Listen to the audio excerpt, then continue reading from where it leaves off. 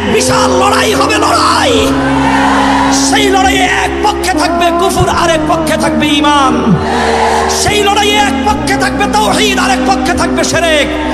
সেই লড়াইয়ে এক পক্ষে থাকবে হক, আরেক পক্ষে থাকবে বাতিল। সেই বাতিলের বিপক্ষে, সেই শিরকের বিপক্ষে, সেই কুফরের বিপক্ষে জীবন দিতে হলে জীবন দিয়ে, রক্ত দিতে হলে রক্ত দিয়ে, শাহাদাতের তামান্না নিয়ে আমরণ লড়াইয়ের ময়দানে অবতীর্ণ হতে কারা কারা প্রস্তুত থাকবে ইনশাআল্লাহ।